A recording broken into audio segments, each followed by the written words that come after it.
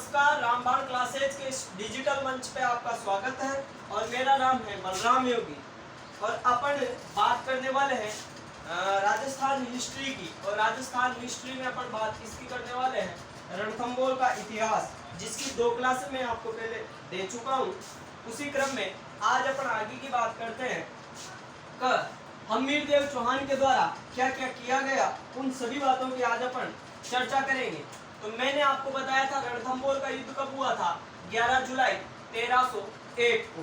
इसके अलावा बात करें राजस्थान का पहला जलजोहर भी यहीं पे हुआ है, क्योंकि जो हमीरदेव चौहान की जो पुत्री थी देवल, इसके द्वारा पदम तालाब के अंदर पारस लेकर मतलब कूदकर आत्महत्या कर ली जाती है। इसी कारण राजस्थान का प्रथम जलजोहर, राजस्थान का प्रथम जलजोहर कहाँ हुआ? तो इसका आंसर क्या बताओगे आप? इसका आप आंसर बताओगे,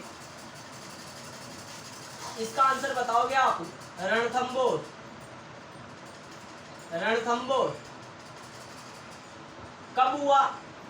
तो कब में आप बताओगे? 10 जुलाई 1301 को। उसके अलावा किसने किया? तो आप ये बता सकते हो सर, ये जलजोहर देवल के द्वारा किया गया था। इसकी जो पुत्री थी उसके द्वारा यह जलजोहर किया गया था। और बात करें अपन आगे की, तो अमीर खुसरो ने क्या बोला? जो अलाउद्दीन खिलजी के साथ में आया था रणथंभौर वाले इस युद्ध में, तो अमीर खुसरो के द्वारा कहा गया, अमीर खुसरो ने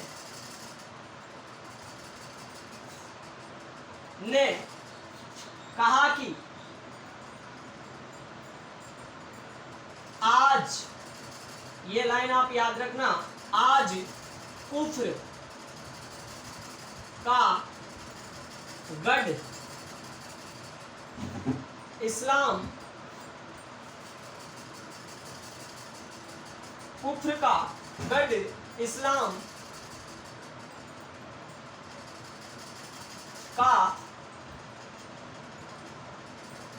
घर हो गया। जब अलाउद्दीन खिलजी के द्वारा इस रणथंभौर वाले रीजन पर अधिकार कर लिया जाता है, तो उस समय अमीर खुसरो ने यह कहा कि आज कुफ्र का गढ़ इस्लाम का घर हो गया है। उसके अलावा बात करें अपन, तो अपन को ये जो हमीर है, इस हमीर का एक उपनाम भी मिलता है। तो हमीर को अपन हटी हमीर के नाम से भी जानते हैं। कहने का मतलब ये है मेरा, हमीरदेव चौहान ने अगर एक कमिटमेंट कर ली तो उसको मतलब पूरा किए बिना वह मतलब नहीं रह सकता। कहने का मतलब अपनी हट के लिए इतिहास में कौन सा शासक प्रसिद्ध है? तो आप बताओगे सर हटी अमीर। तो मैं यहाँ पे लिख सकता हूं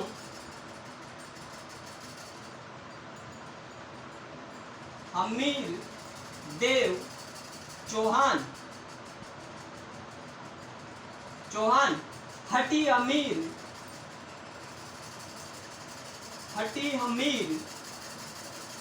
के नाम से प्रसिद्ध है। कहने का मतलब अगर आपसे पूछा जाए राजस्थान का एक ऐसा शासक बताओ जो अपनी हट के लिए इतिहास में प्रसिद्ध है, तो आप नाम किसका बताओगे? सर उसका नाम है हमीरदेव चौहान, जो रणथंभौर के पराक्रमी सम्राट थे। उसके अलावा बात करें अपन हमीरदेव चौहान की, तो जैसे आपको पता होगा, जब मैं आपको जयपुर का इतिहास पढ़ाऊंगा उस समय आपको बताऊंगा कि जो जयपुर के सवाई जयसिंह द्वितीय थे, इनके द्वारा अश्वमेध यज्ञ का आयोजन करवाया गया था। और अश्वमेध यज्ञ का आयोजन करवाने वाले अंतिम हिंदू राजपूत शासक भी कौन थे? ये सवाई जयसिंह द्वितीय थे। तो उसी प्रकार से हमारे ये जो हमीरदेव चौहान थे, इनके द्वारा कोटीय जन यज्ञ। कौन सा यज्ञ? कोटिय जन यज्ञ का आयोजन करवाया गया। कौन से यज्ञ का आयोजन करवाया गया?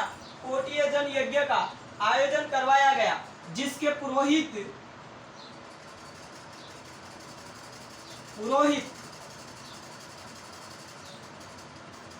विश्वरूपम थे। विश्वरूपम थे कहने का मतलब इसके द्वारा एक यज्ञ का आयोजन करवाया गया और इस यज्ञ के प्रधान पुरोहित कौन थे? पुरोहित विश्वरूपम थे। और यज्ञ कौन सा करवाया गया? तो कोटिय जन यज्ञ का आयोजन इन्हीं हमीर देव चौहान के द्वारा करवाया गया था। उसके अलावा बात करें अपन तो हमीर देव चौहान ने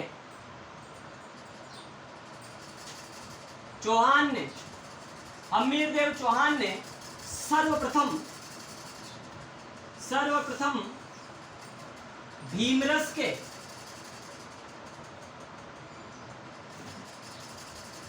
राजा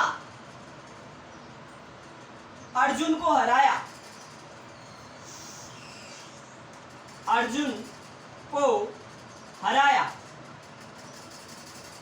इसके अलावा भी कुछ विशेषताएं बची हुई है जिनके ऊपर बात करेंगे। अगर आपसे पूछे राजस्थान के इतिहास का पहला जलजोर कहाँ पे हुआ, तो आपका आंसर आना चाहिए रणथंभौर सवाई माधोपुर में। कब हुआ? तो सर हुआ था 10 जुलाई 1301 को। और किसके द्वारा किया गया? तो हमीर देव चौहान की जो पुत्री थी देवल, उसके द्वारा ये जोहर किया गया। उसके अलावा कौन से तालाब में किया गया था? तो तालाब की भी बात करें अपन, पदम तालाब आप लिख सकते हो। कौन सा तालाब? पदम तालाब। और इस पदम तालाब का निर्माण भी किसने करवाया था? हमीर देव चौहान ने करवाया था। और आगे की बात करें तो अमीर खुसरो ने जब मतलब कहने का मतलब अलाउद्दीन खिलजी के द्वारा रणथंभौर दुर्ग को जीत लिया जाता है, तो अमीर खुसरो क्या कहता है? का आज पुत्र का गढ़ इस्लाम का घर हो गया है। उसके अलावा हमीर देव चौहान को इतिहास में अपन हटी अमीर के नाम से भी जानते हैं। और इनके द्वारा ये जो यज्ञ थे कोटिय जन यज्ञ, इनका आयोजन करवाया गया, जिसके प्रधान पुरोहित विश्वरूपम थे। और बात करें हमीर देव चौहान ने सबसे पहले भीमरस के राजा अर्जुन को हराया था। इसके अलावा और आगे की जो महत्वपूर्ण बातें हैं उनकी अपन चर्चा करते हैं। और अपन को इस हमीर देव चौहान के बारे में ऐसे कौन कौन से ग्रंथ हैं जिनसे जानकारी प्राप्त होती है, उनकी भी अपन बात करेंगे। तो पहले मैं आपको बताता हूँ इनको कितने युद्धों का विजेता भी बोला जाता है, इस बात की भी अपन चर्चा करेंगे। तो अब अपन बात करने वाले हैं क्या? हमीर देव चौहान की उपाधि के बारे में। तो हमीर देव चौहान को आचार्य बृहस्पति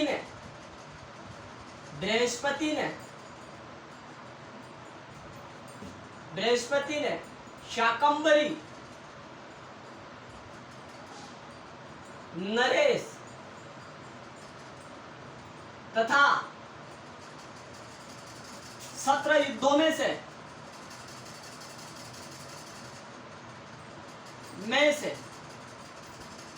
16 युद्धों का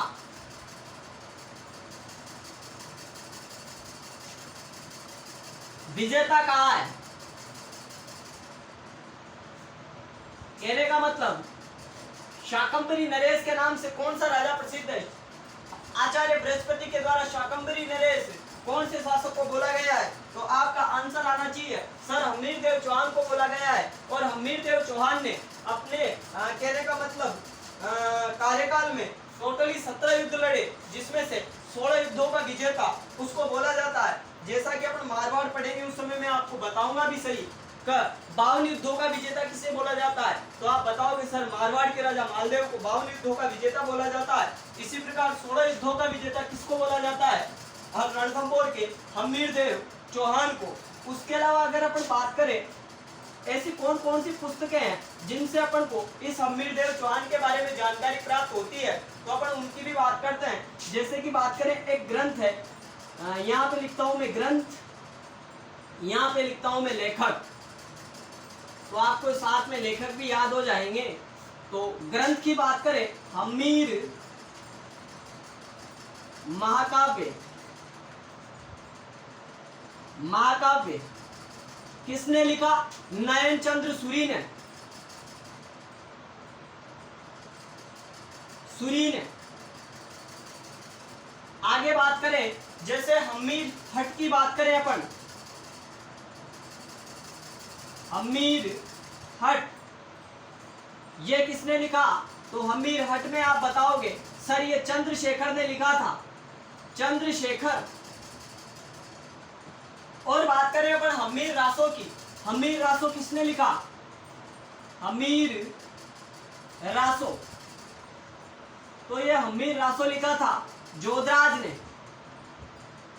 जोधराज। और इसके अलावा एक नाम और आता है जिसका नाम है शारंगधर, तो शारंगधर ये था आपका रणथंभौर का इतिहास। तो मैंने आपको बताया हम्मीरदेव चौहान को आचार्य बृहस्पति ने, हम्मीरदेव चौहान को आचार्य बृहस्पति ने शाकंभरी नरेश तथा 17 युद्धों में से 16 युद्धों का विजेता पुकारा है या विजेता कहा है। उसके अलावा कुछ ग्रंथ है जिनसे अपन को इस हम्मीरदेव चौहान के बारे में जानकारी प्राप्त होती है। तो ग्रंथ बताए मैंने आपको, जैसे हम्मीर महाकाव्य के लेखक नयनचंद्र सूरी, इस हम्मीर महाकाव्य से अपन को रणथंभौर के जो प्राक्रमी सम्राट हैं हम्मीरदेव चौहान, इनके बारे में जानकारी प्राप्त होती है। उसके अलावा बात करें हम्मीर हट के लेखक जो चंद्रशेखर है और हम्मीर रासो जो ग्रंथ है इसके लेखक जोधराज और सारंगधर है, इन ग्रंथों से भी अपन को इस हम्मीरदेव चौहान के बारे में जानकारी प्राप्त होती है। अब अपन एक बात करते हैं रणथंभौर के बारे में। इसी क्रम में एक बात और बची है, इसकी भी अपन चर्चा करते हैं और इसके बाद में अपन अजमेर सांबर के चौहानों की चर्चा करेंगे। तो इनके लिए एक पंक्ति प्रसिद्ध है हम्मीरदेव चौहान के लिए, और वो पंक्ति क्या प्रसिद्ध है मैं आपके सामने लिखता हूं। सिंह सबन सत पुरुष वचन कदली फलत इकबार तिरिया तेल हम्मीर हट चडेना दूजी बार। यह प्रसिद्ध है पंक्ति किसके लिए? रणथंभौर के सबसे जो प्राक्रमी सम्राट है हम्मीरदेव चौहान के बारे में। सिंह सबन सत पुरुष वचन कदली फलत इकबार तिरिया तेल हम्मीर हट चडेन दूजी बार। इसका मतलब क्या होता है? जिस प्रकार शेर अपने शिकार को नहीं छोड़ता है, केला एक बार ही कहने का मतलब फल देता है केले का पेड़, और जब अपन किसी भी लड़की की शादी करते हैं तो उसको एक बार ही तेल चढ़ाया जा सकता है, उसको दोबारा तेल नहीं चढ़ा सकते। उसी प्रकार अगर हम्मीरदेव चौहान ने कोई बात का कमेंटमेंट कर लिया तो फिर वो अपने आप की भी नहीं सुनता। इसी कारण इतिहास में हटी अमीर के नाम से रणथंभौर के इस हम्मीरदेव चौहान को जाना जाता है। अब अपन बात करने वाले हैं अजमेर सांबर के चौहानों के बारे में। वैसे तो रणथंभौर के चौहानों का संबंध भी कहां से रहा है? अजमेर से रहा है, जो मैं आपको पहले बता भी चुका हूं कि किस प्रकार संयोगिता और पृथ्वीराज चौहान तृतीय के पुत्र गोविंदराज चौहान के द्वारा 1194 में अजमेर का क्षेत्र छोड़ दिया जाता है और रणथंभौर सवाई माधोपुर में चौहान वंश को स्टेब्लिश किया जाता है। तो अब अपन बात करने वाले हैं अजमेर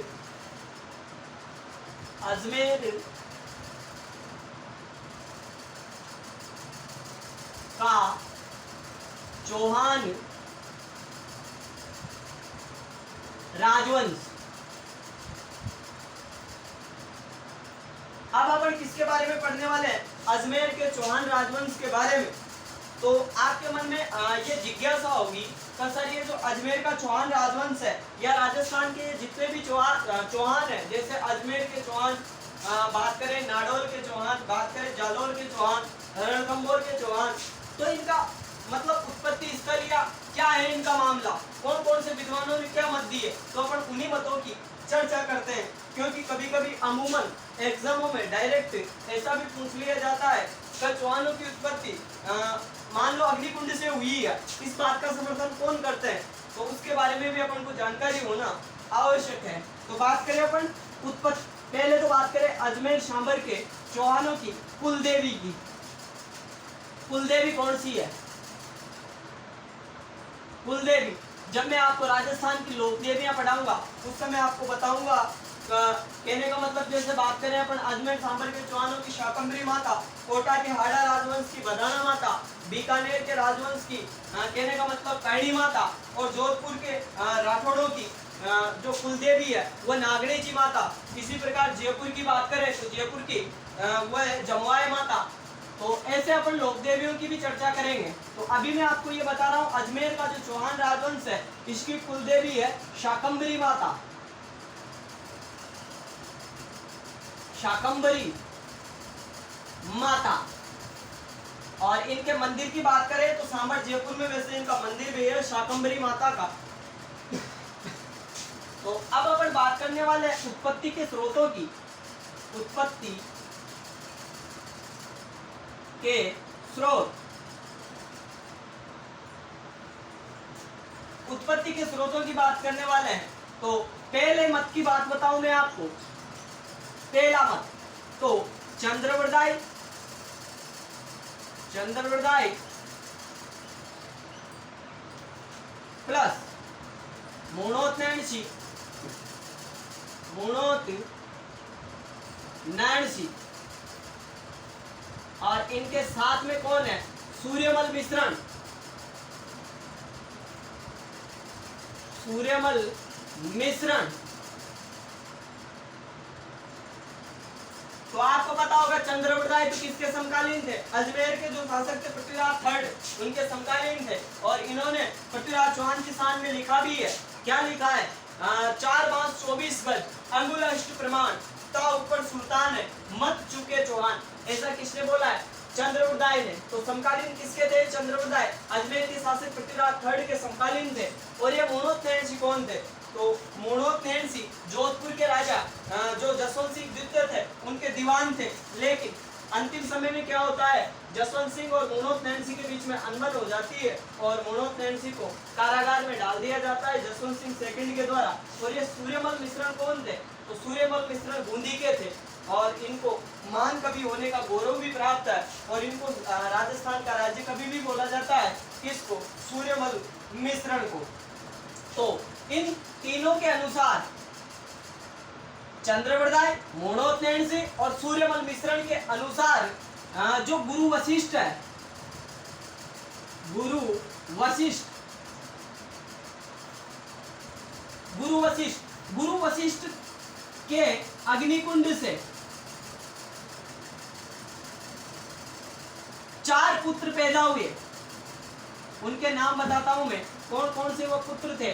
जो पहला पुत्र था उसका नाम था प्रतिहार, दूसरा परमार, तीसरा चालुक्य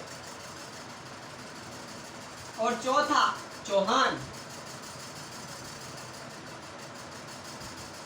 तो अब आपको बात समझने में आ गई होगी मैं क्या बोलना चाहता हूँ। उत्पत्ति का पहला स्रोत बताया मैंने चंद्रवरदायी, मोनोत्नैणसी और सूर्यमल मिश्रण। इन तीनों विद्वानों के अनुसार गुरु वशिष्ठ के अग्निकुंड से 4 पुत्र पैदा हुए।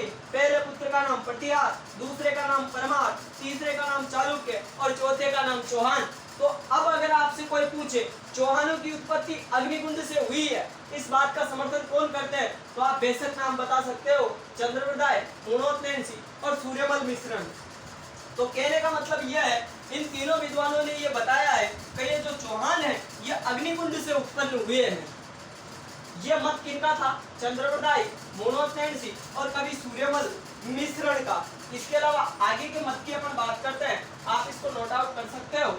मैंने बताया कुलदेवी शाकंभरी माता, उत्पत्ति में बताया चंद्रप्रदाय, मोनोसेंसी और सूर्यमल मिश्रण के अनुसार गुरु वशिष्ठ के अग्निकुंड से 4 पुत्र पैदा हुए, मतलब पटियार, परमार और चालुक्य और चौहान। तो कहने का मतलब चौहानों की उत्पत्ति अग्निकुंड से मानी है। किन विद्वानों ने? तो ये 3 विद्वानों के नाम आप याद रखना। इसके अलावा आगे के मत की चर्चा करते हैं। मैंने अभी तक आपको 3 विद्वानों के नाम बताए हैं और ये भी बताया है कि ये चौहानों को किससे उत्पन्न मानते हैं। तो अब आगे के मत की बात करते हैं। मत नंबर 2, बात करें राजस्थान के इतिहास का पिता किसे बोला जाता है, ये बात अमूमन सभी को याद होगी और उसमें नाम किसका आता है? Colonel James Tod. कौन? Colonel James Tod. और कुक, एक इतिहासकार है जिनका नाम है कुक। और तीसरे इतिहासकार का नाम है डॉक्टर स्मिथ। मैंने अभी तक आपको यह बताया है, कर्नल जेम्स टॉड, कुक और स्मिथ, इन तीनों विद्वानों के अनुसार जो अजमेर सांबर के चौहान है, ये क्या है भाई? विदेशी।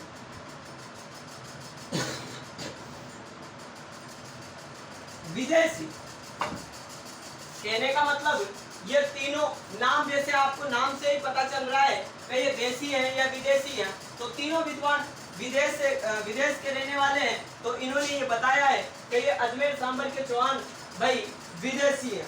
उसके अलावा एक बार पटवार के एग्जाम में पूछा था, क्या बिजोलिया शिलालेख, ये मत नंबर 3, बिजोलिया शिलालेख, इस बिजोलिया शिलालेख में चौहानों को क्या बताया गया है? तो इनको बताया गया है वत्स ऋषि के वंशज। वत्स ऋषि के वंशज कहने का मतलब ये शायद 2016 की पटवार वैकेंसी में पूछा गया था। अजमेर सांबर के चौहानों को वत्स ऋषि के वंशज किस शिलालेख में बताया गया है? तो उसमें आपका आंसर होना चाहिए था बिजोलिया शिलालेख। और इस बिजोलिया शिलालेख में क्या बताया गया है इनको? तो इनको बताया गया है वत्स गोत्रे, वत्स गोत्रे ब्राह्मण, ये बोला गया है। अगर आपसे पूछे बिजोलिया शिलालेख में चौहानों को क्या बताया गया है, तो आप बताओगे पहले तो सर ये वत्स ऋषि के वंशज हैं या वत्स ऋषि के वंशज बताए गए हैं। उसके अलावा उस शिलालेख में अपन को ये शब्द देखने को मिलता है वत्स गोत्रे ब्राह्मण। कहने का मतलब वत्स ऋषि के वंशज है कौन? ये चौहान। इसके अलावा आगे बात करें चौथे मत की, तो चौथा मत हम्मीर महाकाव्य, महाकाव्य हम्मीर महाकाव्य, हम्मीर रासो, रासो और गौरी शंकर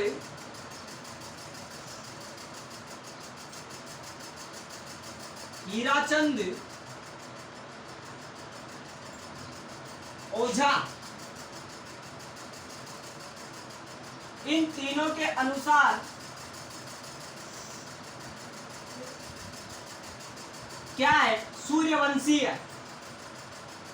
तो ये उत्पत्ति से संबंधित कुछ मत थे जिनके बारे में मैंने आपको बताया है।